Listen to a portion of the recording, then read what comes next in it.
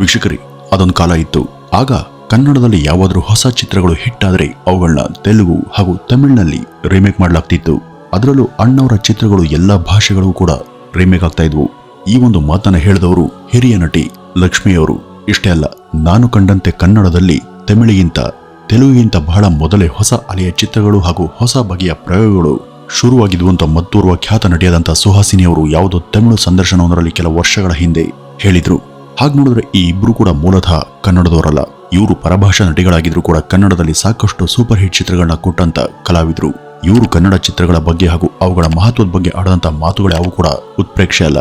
ಹಿಂದೊಮ್ಮೆ ನಮ್ಮ ಚಿತ್ರರಂಗ ಇದ್ದಿದ್ದೇ ಹೀಗೆ. ಅದು ಪರಿಪೂರ್ಣ ಕಲಾವಿದರು ಹಾಗೂ ಸದಾಭಿರುಚಿಯ ಹೊಸ ಪ್ರಯೋಗಗಳಿಂದ ಕಥೆಗಳಿಂದ ಸಮೃದ್ಧವಾಗಿತ್ತು. ಇದ್ರ ಜೊತೆ ಇಂಥ ಕಥೆಗಳನ್ನ ಕಲ್ಪಿಸಿ ಹೊರತರಬಲ್ಲಂತ ಪ್ರತಿಭಾವಂತ ನಿರ್ದೇಶಕ ಹಾಗೂ ತಾಂತ್ರಿಕ ವರ್ಗ ಕೂಡ ಇಲ್ಲಿ ಹೇರಳವಾಗಿತ್ತು. ಆದರೆ ಇವತ್ತಿನ ಕನ್ನಡ ಚಿತ್ರರಂಗದಲ್ಲಿ ಹೊಸ ಕಥೆಗಳ ಕೊರತೆ ಹಾಗೂ ಜನರನ್ನ ಆಕರ್ಷಿಸುವಂತ ಸಬ್ಜೆಕ್ಟ್ಗಳ ಏಕತಾನತೆ ಎತ್ಕಾಣ್ತಾ ಇದೆ. ಈಗ ಪ್ಯಾನ್ ಇಂಡಿಯಾ ಹಾಗೂ OTTಗಳ ಯುಗ. ಅನೇಕರು OTTಯ ವೇದಿಕೆಯಂತೆಯೇ ಸಿನಿಮಾವನ್ನ ತಯಾರು ಮಾಡಿ ನೇರ ಅಲ್ಲೇನೆ ರಿಲೀಸ್ ಮಾಡ್ತಾರೆ. ಇಲ್ಲಿ OTT ವೀಕ್ಷಕರ ಸಂಖ್ಯೆ ಅಧಿಕೃತವಾಗಿ ಇರೋದ್ರಿಂದ ಅಲ್ಲಿ ರಿಲೀಸ್ ಆಗುವಂತ ಸಿನಿಮಾಗಳಿಗೆ ನೋಡುಗರ ಕೊರತೆ ಏನಿಲ್ಲ. ಆದ್ರೆ OTTಯಲ್ಲಿ ಇವತ್ತು ಮಲಯಾಳಂ, ತೆಲುಗು, ತಮಿಳು, ಹಿಂದಿಗಳದ್ದೇ ಹವಾ. ಅದರಲ್ಲೂ ಮಲಯಾಳಂ ಭಾಷೆಯ ಚಿತ್ರಗಳು ಇಲ್ಲಿ OTTಯ ಟ್ರೆಂಡಿಂಗ್ ಅಲ್ಲಿವೆ. ಆದರೆ ಕನ್ನಡದ ಮಟ್ಟಿಗೆ ಕನ್ನಡ ಸಿನಿಮಾಗಳು ಇನ್ನೂ ಕೂಡ OTTಯಲ್ಲಿ ಸೂಕ್ತ ಸ್ಥಾನಮಾನ ಪಡೆದಿಲ್ಲ ಅಂತಾನೆ ಹೇಳಬಹುದು. OTTಯಲ್ಲಿ ಕನ್ನಡ ಸಿನಿಮಾಗಳನ್ನ ಖರೀದಿ ಮಾಡೋದಕ್ಕೆ ಯಾರು ಕೂಡ ಆಸಕ್ತಿಯನ್ನ ತೋರ್ತಿಲ್ಲ. ಇತ್ತೀಚೆಗೆ ಕನ್ನಡ ಭಾಷೆಯ ಚಿತ್ರಗಳು ದೇಶಾದ್ಯಂತ ಮಾತ್ರವಲ್ಲದೆ ವಿಶ್ವಾದ್ಯಂತ ಸದ್ದು ಮಾಡ್ತಿವೆ ಎಂಬ ಚರ್ಚೆ ಎದ್ದಿತ್ತು. ಆದರೆ KGF, ಕಾಂತಾರ, ಚಾರ್ಲಿ ತರಹದ ಚಿತ್ರಗಳು ಮಾತ್ರ ಜನರನ್ನ ಮನಸೂರೆ ಮಾಡಿದ್ವು. ಹಾಗೂ ಧನಂಜಯ ಅಭಿನಯದ ರತ್ನನ್ ಪ್ರಪಂಚ ಹಾಗೂ ರಿಷಬ್ ಶೆಟ್ಟಿ ಮತ್ತು ರಾಜ್ ಶೆಟ್ಟಿ ಅಭಿನಯದ ಗರುಡಗಮನ ವೃಷಭವಾಹನ ಚಿತ್ರಗಳು OTTಯಲ್ಲಿ ಕೊಂಚ ಮಟ್ಟಿಗೆ ಉತ್ತಮ ರೆಸ್ಪಾನ್ಸ್ ಅನ್ನ ಪಡೆದಿದ್ವು. ಆದರೆ ಉಳಿದ ಚಿತ್ರಗಳು OTTಯಲ್ಲಿ ಹೆಚ್ಚು ಸದ್ ಮಾಡಲಿಲ್ಲ. ಅಥವಾ ಕನ್ನಡ ಚಿತ್ರಗಳಿಗೆ OTTಯ ಕ್ಷೇತ್ರದಲ್ಲಿ ಮಾರುಕಟ್ಟೆನೇ ಇಲ್ಲದಂತಾಗಿದೆ. ಇವತ್ತು ತಮಿಳು, ಮಲಯಾಳಂ ಮೊದಲಾದ ಸಿನಿಮಾಗಳಿಗೆ ಅಲ್ಲಿ ಉತ್ತಮ ಸ್ಕೋಪ್ ಸಿಕ್ಕಿದೆ. ಯಾರೋ ನಟ, ನಿರ್ಮಾಪಕ, ನಿರ್ದೇಶಕರ ಪ್ರಯತ್ನಗಳಿಗೆ ಅಲ್ಲಿ ಮನ್ನಣೆ ಸಿಕ್ತಿದೆ. ಅಂತ ಪ್ರತಿಭಾವಂತ ತಾಂತ್ರಿಕ ವರ್ಗ ಹಾಗೂ ಕಲಾವಿದರ ವರ್ಗ ಕನ್ನಡದಲ್ಲಿ ಇಲ್ವಾ ಎಂಬ ಪ್ರಶ್ನೆ ಈಗ ಉದ್ಭವ ಆಗ್ತಿದೆ. ಯಾಕೆ OTTಯಲ್ಲಿ ಬಹುತೇಕರು ಕನ್ನಡ ಚಿತ್ರಗಳನ್ನ ಖರೀದಿ ಮಾಡೋದಕ್ಕೆ ಮುಂದಾಗ್ತಿಲ್ಲ? ಯಾಕೆ ಅವರು ಕನ್ನಡ ಚಿತ್ರಗಳಿಗೆ ತೀವ್ರ ಅಸಡ್ಡೆಯನ್ನ ತೋರ್ತಿದ್ದಾರೆ? ಈ ಒಂದು ಪ್ರಶ್ನೆಗೆ ಉತ್ತರವನ್ನು ಕಂಡುಕೊಳ್ಳೋದಕ್ಕೆ ನಾವು ಇತರ ಭಾಷೆಗಳ ಕಲಾವಿದರ ಹಾಗೂ OTTಗಳ ನಡುವೆ ಇರುವಂತಹ ಸಂಬಂಧದ ಬಗ್ಗೆ ತಿಳಿಬೇಕು. ಇತ್ತೀಚೆಗೆ ಅಂತಾರಾಷ್ಟ್ರೀಯ OTTಯ CEO ಒಬ್ಬರು ತೆಲುಗಿನ ಮೆಗಾಸ್ಟಾರ್ ಚಿರಂಜೀವಿಯವರ ಮನೆಗೆ ಬಂದು ಭೇಟಿಯನ್ನ ಕೊಟ್ಟಿದ್ರು. ಮೆಗಾ ಫ್ಯಾಮಿಲಿಯಲ್ಲಿ ಇವತ್ತು 10 ನಟರು ಇಂಡಸ್ಟ್ರಿಗೆ ಪ್ರವೇಶ ಪಡೆದು ಬಹುತೇಕ ಯಶಸ್ವಿಯಾಗಿಯೇ ಮುನ್ನಡೆದಿದ್ದಾರೆ. ಆ OTTಯ ಮುಖ್ಯಸ್ಥರಿಗೆ ಚಿರಂಜೀವಿಯವರು ತಮ್ಮ ಕುಟುಂಬದ ನಟರನ್ನೆಲ್ಲ ಮನೆ ಕರೆಸಿ ಪರಿಚಯ ಮಾಡಿಕೊಟ್ರು ಹಾಗೂ ಅವರ ಮುಂದಿನ ಪ್ರಾಜೆಕ್ಟ್ಗಳ ಬಗ್ಗೆ ಕೂಡ ಪರಿಚಯಿಸಿದರು. ಅದಲ್ಲದೆ ಆ CEO ತೆಲುಗಿನ ಮುಖ್ಯ ವ್ಯಕ್ತಿಗಳಾದಂಥ ನಟ ಮಹೇಶ್ ಬಾಬು, ನಿರ್ದೇಶಕರಾದಂಥ ರಾಜಮೌಳಿ, ನಟ ರಾಣಾ ದಗುಬಾಟಿ, ನಟ ಅಲ್ಲು ಅರ್ಜುನ್ ಮೊದಲಾದವರನ್ನ ಭೇಟಿಯಾಗಿ ಅವ್ರ ಜೊತೆ ಆಪ್ತವಾಗಿ ಸಮಾಲೋಚಿಸಿ ಹೋಗಿದ್ದಾರೆ. ಈಗಿನ ಚಿತ್ರಗಳಿಗೆ OTT ವೇದಿಕೆನೇ ಮುಂದಿನ ಭರವಸೆ ಹಾಗೂ ಭವಿಷ್ಯ ಎಂಬಂತೆ ಬದಲಾಗ್ತಿರುವಂತಹ ಇವತ್ತಿನ ಈ ಒಂದು ಯುಗದಲ್ಲಿ ಎಲ್ಲ ಚಿತ್ರರಂಗದವರು ಕೂಡ OTT ತಂಡದವರ ಜೊತೆ ಇಂಥ ಒಂದು ಉತ್ತಮ ಒಡನಾಟ ಹೊಂದಿರಬೇಕಾದದ್ದು ನಿಜಕ್ಕೂ ಆಯಾ ಚಿತ್ರರಂಗದ ಚಿತ್ರಗಳು ಬೆಳೆಯೋದಕ್ಕೆ ಇರುವಂತಹ ಆರೋಗ್ಯಕರ ಬೆಳವಣಿಗೆ ಅಂತಾನೆ ಹೇಳಬಹುದು. ಈ ಒಂದು ನಿಟ್ಟಿನಲ್ಲಿ ಮೆಗಾಸ್ಟಾರ್ ಚಿರಂಜೀವಿ ಅವರು ಈ ಸೂಕ್ತವನ್ನು ಅರಿತು ತಮ್ಮ ಚಿತ್ರರಂಗ ಹಾಗೂ ಅದರ ಎಲ್ಲ ನಟ ಹಾಗೂ ತಾಂತ್ರಿಕ ವರ್ಗದವರ ಪರವಾಗಿ ತಾವು ಈ ರೀತಿಯ ಒಂದು ಇನಿಷಿಯೇಟಿವ್ ಅನ್ನು ತೆಗೆದುಕೊಂಡು ಮುತುವರ್ಜಿಯಿಂದ ತಮ್ಮ ಚಿತ್ರರಂಗದ ಕಲಾವಿದರು ಹಾಗೂ ಕಥೆಗಳನ್ನ ಪ್ರಮೋಟ್ ಮಾಡ್ತಾ ಇರೋದು ಅವರ ಉತ್ತಮ ತಂತ್ರಗಾರಿಕೆ ಹಾಗೂ ನಾಯಕತ್ವದ ಗುಣ ಎಂಬುದನ್ನು ನಾವಿಲ್ಲಿ ಶ್ಲಾಘಿಸಲೇಬೇಕು. ಇಂಥ ಒಂದು ಜವಾಬ್ದಾರಿಯುತ ಕೆಲಸಕ್ಕೆ ಕನ್ನಡದ ಯಾವೊಬ್ಬ ಕಲಾವಿದರು ಕೂಡ ಇದುವರೆಗೂ ಮುಂದಾಗಿಲ್ಲ ಅನ್ನೋದು ಇಲ್ಲಿ ಸ್ಪಷ್ಟವಾಗಿದೆ. ಕನ್ನಡದಲ್ಲಿ ಇವತ್ತು ಹೊಸ ಕಲಾವಿದರು ಭಿನ್ನ ಕಥೆಗಳ ಮೂಲಕ ಬರ್ತಿರೋದೇನೋ ಸರಿ, ಆದರೆ ಅದೊಂದೇ ಇಲ್ಲಿ ಸಾಲಲ್ಲ. ಚಿತ್ರರಂಗದ ಗಣ್ಯರು ಈ ಒಂದು ದಿಸೆಯಲ್ಲಿ ಮಹತ್ತರವಾದಂಥ ಪ್ರಯತ್ನಗಳನ್ನ ಮಾಡಬೇಕಿದೆ. ಕನ್ನಡ ಚಿತ್ರರಂಗದಲ್ಲಿ ಮೊದಲಿಂದನೂ ಕೂಡ ಸೂಕ್ತ ನಾಯಕತ್ವದ ಕೊರತೆ ಇದ್ದೇ ಇದೆ. ಅದರಲ್ಲೂ ನಟ ಅಂಬರೀಷ್ ಅವರ ಅಗಲಿಕೆ ಬಳಿಕ ಚಿತ್ರರಂಗದ ಹಿರಿಯರು ಯಾರೆಂಬ ವಾದ ಎದ್ದಿದೆ. ಅಲ್ಲಿ ಮೆಗಾಸ್ಟಾರ್ ಚಿರಂಜೀವಿಯವರು ಇನಿಷಿಯೇಟಿವ್ ತೆಗೆದುಕೊಂಡಂತ ರೀತಿ ಇಲ್ಲಿ ಯಾವುದೇ ನಟರು ಯಾಕೆ ಇಂಥ ಒಂದು ಪ್ರಯತ್ನಕ್ಕೆ ಮುಂದಾಗ್ತಿಲ್ಲ? ಇಲ್ಲಿ ನಟರು OTTಯ ಮುಖ್ಯಸ್ಥರನ್ನ ಭೇಟಿಯಾಗೋದಿರಲಿ, ಕನ್ನಡದ ಕೆಲ ಮುಖ್ಯ ನಿರ್ಮಾತೃಗಳು 4 ಮುಖ್ಯ OTTಗಳಲ್ಲಿ ತಮ್ಮ ಚಿತ್ರಗಳನ್ನ ಬಿಡುಗಡೆ ಮಾಡೋದಕ್ಕೆ ಒದ್ದಾಟ ನಡೆಸಿರುವಂತಹ ಪರಿಸ್ಥಿತಿ ಇಲ್ಲಿ ನಿರ್ಮಾಣವಾಗಿದೆ. ಯಾವುದೇ ಚಿತ್ರರಂಗಕ್ಕೆ ಒಬ್ಬ ಸಶಕ್ತ ಹಾಗೂ ಸಮರ್ಥ ವ್ಯಕ್ತಿಯ ನಾಯಕತ್ವ ಬೇಕಾಗುತ್ತೆ. ಈ ಹಿಂದೆ ಕನ್ನಡದ ಪರವಾಗಿ ಎಲ್ಲಾ ರೀತಿಯಲ್ಲೂ ಕೂಡ ದನಿ ಎತ್ತೋದಕ್ಕೆ ಡಾಕ್ಟರ್ ರಾಜ್ಕುಮಾರ್ ಸದಾ ಸಿದ್ಧ ಇದ್ರು. ಅವರ ನಾಯಕತ್ವದ ಹೋರಾಟದಿಂದನೇ ಚಿತ್ರರಂಗದ ಎಲ್ಲಾ ನಟರ ದಂಡು ಅವರ ಹಿಂದೆ ನಿಂತು ಗೋಕಾಕ್ ಚಳವಳಿಯಲ್ಲಿ ಭಾಗಿಯಾಗಿ ರಾಜ್ಯದ ಪರ ತೀರ್ಪು ಹೊರಬರೋದಕ್ಕೆ ಸಾಧ್ಯವಾಗಿತ್ತು. ಅವತ್ತು ಡಾಕ್ಟರ್ ರಾಜ್ ಅಷ್ಟೆಲ್ಲ ತಾವು ಬ್ಯುಸಿ ಇದ್ರೂ ಕೂಡ ವರ್ಷವೊಂದಕ್ಕೆ 8 ರಿಂದ 10 ಸೂಪರ್ ಹಿಟ್ ಚಿತ್ರಗಳನ್ನ ಕೊಡುವಷ್ಟು ಖ್ಯಾತನಾಮರಾಗಿದ್ರು ಕೂಡ ಚಿತ್ರರಂಗದ ಹಾಗೂ ಕನ್ನಡ ನಾಡಿನ ಪರವಾಗಿ ಸಮಯವನ್ನ ಮಾಡಿಕೊಂಡು ಹೋರಾಟಕ್ಕೆ ಇಳಿತಿದ್ರು.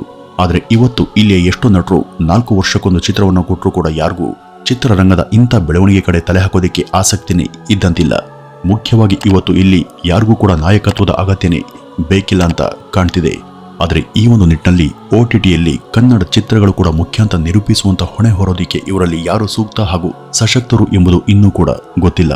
ತೆಲುಗಿನ ಮೆಗಾಸ್ಟಾರ್ ಅವರು ಅಷ್ಟೆಲ್ಲ ಕೆಲಸದ ಒತ್ತಡಗಳ ನಡುವೆ ಕೂಡ ತೆಲುಗು ಸಿನಿಮಾಗಳ ರೀಲ್ ಡಬ್ಬಗಳನ್ನ ಹಲವು ದೇಶಗಳಿಗೆ ತಾವೇ ಖುದ್ದು ಕೊಂಡೊಯ್ದು ಅಲ್ಲಿರುವಂತ ತೆಲುಗು ಭಾಷಿಕರನ್ನ ಒಟ್ಟುಗೂಡಿಸಿ ಅತ್ಯಂತ ಯಶಸ್ವಿಯಾಗಿ ಸಿನಿಮಾದ ಪ್ರಚಾರ ಮಾಡಿ ಸಿನಿಮಾದ ಪ್ರದರ್ಶನವನ್ನು ಕೂಡ ಮಾಡಿ ಜನರೆಲ್ಲ ಆಸಕ್ತಿಯಿಂದ ಅವುಗಳನ್ನ ಹೊರ ನಾಡಲ್ಲಿ ನೋಡುವಂತೆ ಪ್ರಚೋದನೆ ಮಾಡಿದ್ರು.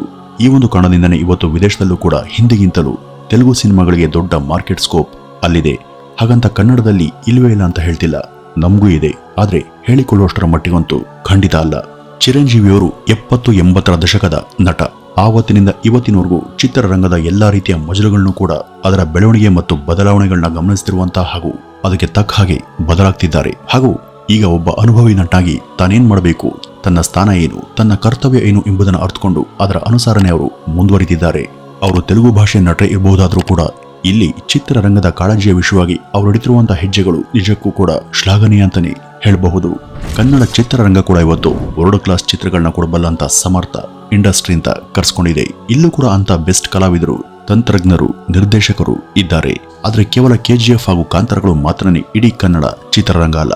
ಇಲ್ಲಿ ಎಲ್ಲರೂ ಕೂಡ ಈ ಒಂದು ನಿಟ್ಟಿನಲ್ಲಿ ಕೆಲಸ ಮಾಡಿದ್ರೇನೆ ಅದರ ಮಾರ್ಕೆಟ್ ಹಿಗ್ಗೋದು. ಕನ್ನಡ ಸಿನಿಮಾ ರಂಗ ಅಂದ್ರೆ ಅದು ಕೇವಲ ಶಿವಣ್ಣ, ಯಶ್, ಸುದೀಪ್, ದರ್ಶನ್ ಮಾತ್ರ ಅಲ್ಲ, ಅವರು ಕೂಡ ಅದರ ಭಾಗ ಮಾತ್ರ. ಉಳಿದ ಕಲಾವಿದರು ಕೂಡ ಈ ಗಡಿಯನ್ನ ದಾಟಿ ಮುಂದೆ ಹೋಗಬೇಕು. ಆದ್ರೆ ಇಲ್ಲಿ ಅದಕ್ಕೆ ಪೂರಕವಾದಂತಹ ಕೆಲಸಗಳು ಆಗ್ತಾನೆ ಇಲ್ಲ. ನಟರು ಕೇವಲ ತಮ್ಮ ಕೆಲಸ, ಕಾರ್ಯ, ಸಿನಿಮಾ, ಕ್ರೀಡೆ, ಶೋ ಇಂಥವುಗಳನ್ನ ಬಿಟ್ಟು ಈ ಒಂದು ನಿಟ್ಟಿನಲ್ಲಿ ಜವಾಬ್ದಾರಿಯನ್ನ ಹೆಗಲಿಗೆ ಏರಿಸಿಕೊಂಡು ಇಡೀ ಚಿತ್ರರಂಗವನ್ನ ಮಾಧ್ಯಮಗಳ ಮುಂದೆ ಯಶಸ್ವಿಯಾಗಿ ಪ್ರತಿನಿಧಿಸಿದ್ರೆ ಏನಾದ್ರೂ ಒಂದು ಬೆಳವಣಿಗೆ ಹಾಗೂ ಬದಲಾವಣೆ ಖಂಡಿತ ಸಾಧ್ಯ. ಇಲ್ಲಿ ಸ್ಥಿತಿ ಹೇಗಾಗಿದೆ ಅಂದ್ರೆ ಸ್ಯಾಂಡಲ್ವುಡ್ನ ಪ್ರಮುಖ ನಟರ ಚಿತ್ರಗಳನ್ನೇ ಹಲವು ಸಲ OTT ಸ್ವೀಕರಿಸೋದಕ್ಕೆ ನಿರಾಕರಿಸುತ್ತೆ. ಅದರಲ್ಲೂ ಬೇರೆ ಭಾಷೆಯ ಸೂಪರ್ ಸ್ಟಾರ್ ಚಿತ್ರಗಳು ತೆರೆ ಕಂಡ್ರಂತೂ ಇಲ್ಲಿ ಕನ್ನಡ ಚಿತ್ರಗಳನ್ನ ಕೇಳೋರೇ ಇರೋದಿಲ್ಲ. ಎಷ್ಟೋ ಸಲ ಟಿವಿ ವಾಹಿನಿಗಳೇ ಇಲ್ಲಿ ಈ ಬಗ್ಗೆ ಅಲಕ್ಷ್ಯವನ್ನ ತೋರ್ತಿವೆ. ಈಗಂತೂ ಡಬ್ಬಿಂಗ್ ಬಂದು ಕನ್ನಡದ ಎಲ್ಲ ವಾಹಿನಿಗಳಲ್ಲೂ ಕೂಡ ಹೆಚ್ಚಾಗಿ ಬೇರೆ ಭಾಷೆಯ ಸಿನಿಮಾಗಳು ಕನ್ನಡಕ್ಕೆ ಡಬ್ಬಾಗಿ ಹೆಚ್ಚೆಚ್ಚು ಪ್ರಸಾರ ಆಗ್ತಿವೆ. ಇದು ನಮ್ಮ ರಾಜ್ಯದ ಹಣೆ ಬರಹ. ಆದ್ರೆ ಬೇರೆ ರಾಜ್ಯಗಳಲ್ಲಿ ಅಪ್ಪಿತಪ್ಪಿ ಕೂಡ ಕನ್ನಡ ಚಿತ್ರಗಳನ್ನ ಹಾಕಲ್ಲ. ನಮ್ಮಲ್ಲಿ ಬೇರೆ ಭಾಷೆಯ ಜನರು ಉಳಿದೆಲ್ಲ ಕಡೆಗಿಂತಲೂ ಕೂಡ ಜಾಸ್ತಿ ಸಂಖ್ಯೆಯಲ್ಲಿ ಇರೋದು ಕೂಡ ಇದಕ್ಕೊಂದು ಮುಖ್ಯ ಕಾರಣ ಇರಬಹುದು. ಚಿತ್ರರಂಗದ ನಟರಿಗೆ ಈ ಒಂದು ಸ್ಥಿತಿ ಮನದಟ್ಟಾದಷ್ಟು ಒಳ್ಳೆಯದು. ತಮಿಳಿನಲ್ಲಿ ನಟ ಧನುಷ್, ಸೂರ್ಯ, ಕಾರ್ತಿಕ್, ಕಮಲ್ ಹಾಸನ್, ರಜನಿಕಾಂತ್ ಈ ರೀತಿ ಇನ್ನೂ ಮುಂತಾದ ಹಲವು ಹೀರೋಗಳ ಚಿತ್ರಗಳಿಗೆ OTTಯಲ್ಲಿ ಭಾರಿ ಬೇಡಿಕೆ ಇದೆ. ಅದೇ ರೀತಿ ತೆಲುಗು, ಮಲಯಾಳಂ, ಹಿಂದಿ ಸಿನಿಮಾಗಳಿಗೂ ಕೂಡ ಭಾರಿ ಬೇಡಿಕೆ ಇದೆ. ಆದರೆ ನಮ್ಮ ಕನ್ನಡ ಚಿತ್ರಗಳಿಗೆ OTTಯಲ್ಲಿ ಇನ್ನೂ ಕೂಡ ಸರಿಯಾದ ಮನ್ನಣೆ ಸಿಕ್ಕಿಲ್ಲ. ಕನ್ನಡ ಸಿನಿಮಾದ ನಿರ್ದೇಶಕರು ತಮ್ಮ ಚಿತ್ರಗಳನ್ನ OTTಗೆ ಮಾರೋದಿಕ್ಕೆ ಇನ್ನೂ ಕೂಡ ತುಂಬಾನೇ ಕಷ್ಟಪಡ್ತಿದ್ದಾರೆ. ಇನ್ನು ಕೆಲವ್ರಿಗಂತೂ OTTಗೆ ಕನ್ನಡ ಚಿತ್ರಗಳನ್ನ ಹೇಗ್ ಮಾರಬೇಕು ಅನ್ನೋದೇ ಗೊತ್ತಿಲ್ಲ. ಅಂದ್ರೆ ಅವ್ರ ಜೊತೆ ಯಾವುದೇ ಸಂಬಂಧ ಆಗ್ಲಿ ಅಥವಾ ಕಾಂಟ್ಯಾಕ್ಟ್ ಆಗ್ಲಿ ಇಲ್ವೇ ಇಲ್ಲ. ಕನ್ನಡದ ಯಾವ ನಾಯಕ ನಟರು ಕೂಡ ಪ್ರತಿಭೆ ಇಲ್ಲದೆ ಇರೋರೇನು ಅಲ್ಲ. ಇವರು ಆರಿಸುವಂತ ಕಥೆಗಳು ತುಸು ಭಿನ್ನವಾಗಿದ್ರೆ ಜನ ತಾವಾಗಿಯೇ ಅವುಗಳ ಆಸಕ್ತಿಯನ್ನ ತೋರ್ತಾರೆ. ಇದ್ರ ಜೊತೆ ಸೂಕ್ತ ರೀತಿಯ ನಾಯಕತ್ವ ಹಾಗೂ ಚಿತ್ರರಂಗದ ಪ್ರತಿನಿಧಿಸುವಿಕೆ ಇಲ್ಲಿ ತೀರಾ ಮುಖ್ಯ. ಇಲ್ಲಿವರೆಗೂ ಯಾರು ಕೂಡ ಇದ್ರ ಬಗ್ಗೆ ತಲೆ ಕೆಡಿಸಿಕೊಳ್ಳದೆ ಇರೋದೇ OTTಯಲ್ಲಿ ಕನ್ನಡ ಹಿಂದೆ ಉಳಿಯೋದಕ್ಕೆ ಮುಖ್ಯ ಕಾರಣ ಆಗಿದೆ. ವೀಕ್ಷಕರೇ, ಈ ಒಂದು ಇಡೀ ವಿಷಯದ ಬಗ್ಗೆ ಹಾಗೂ ಇಲ್ಲಿಯ ಮುಖ್ಯ ನಟರ ಜವಾಬ್ದಾರಿ ಬಗ್ಗೆ ನೀವು ಕೊಡುವಂತ ಸಲಹೆ ಏನು ಎಂಬುದನ್ನ ಕಮೆಂಟ್ನ ಮೂಲಕ ತಿಳಿಸಿ ಅಂತ ಹೇಳ್ತಾ ಈ ಒಂದು ವಿಡಿಯೋವನ್ನ ಇಲ್ಲಿಗೆ ಮುಗಿಸೋಣ. ನಮಸ್ಕಾರ.